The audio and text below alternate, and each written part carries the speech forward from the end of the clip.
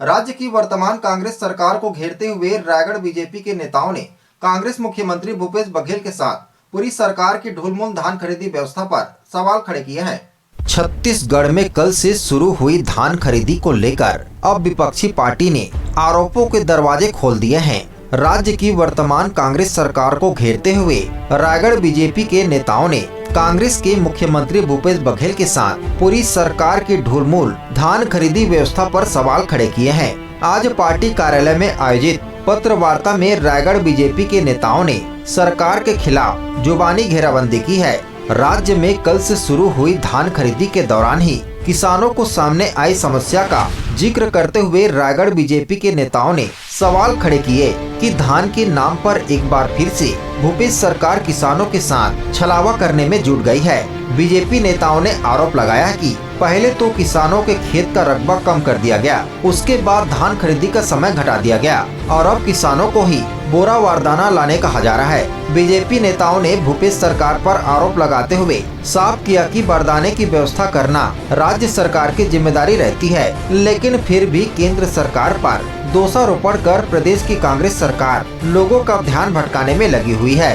BJP नेताओं ने यह भी आरोप लगाया कि धान खरीदी की मियाद में केवल महीने भर ही किसान की मेहनत को खरीदा जाता है, जबकि बाकी छुट्टी होने से धान खरीदी नहीं हो पाती है। 2 महीने के नाम पर महीने भर ही धान खरीदी सरकार करती है, जिससे किसान पूरा धान नहीं बेच पाता है। बीजेपी ने सरकार को पहले दिन ही चेताया है कि धान खरीदी की व्यवस्था नहीं सुधारी तो पार्टी सड़क पर उतरकर आंदोलन करेगी। आज हम लोग लोइंग मंडल में भाजपा के पूरे प्रतिनिधि मंडल सब गए थे।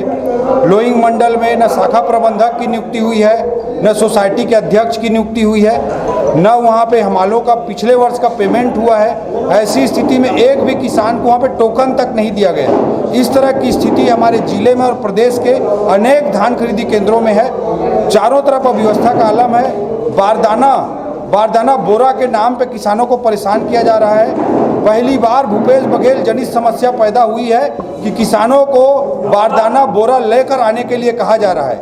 ऐसी स्थिति में भारतीय जनता पार्टी किसानों के साथ खड़ी रहेगी। हम कांग्रेस को चेतावनी देना चाहते हैं कि तत्काल धान खरीदी व्यवस्था में सुधार करें। पहले दिन ही हम धान खरीदी की प्रेस कॉन्फ्रेंस करके जताना चाहते हैं, अन्यथा भारतीय जनता पार्टी सड़क की, सदन की हर स्तर की लड़ाई को लड़ेगी।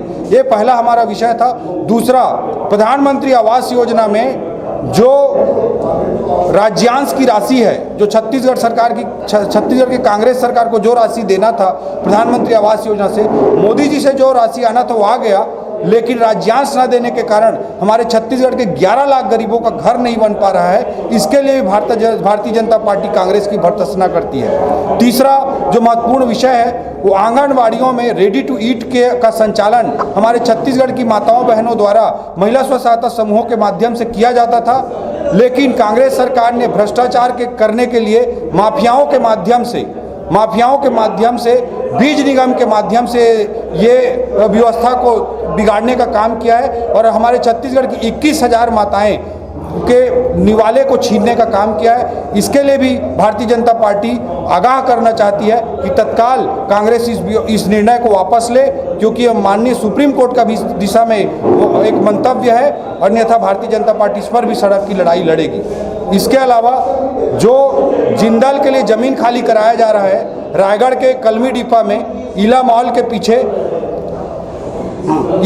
के पीछे कलमी डिपा में जो ज़मीन खाली कराया जा रहा है, उसमें प्रधानमंत्री आवास के आवास बने हैं, कई तरह के आवास बने हैं, वहाँ पे टंकी बनी हुई है, वहाँ पे पंचायत भवन बने हुए हैं। उनका सही व्यवस्थापन करके प्रशासन हटाए, अन्यथा भारतीय जनता पार्टी ईंट से ईंट बजा देगी। रायगढ़ से सुरजीत कौर की रिपोर्ट, ACN 24।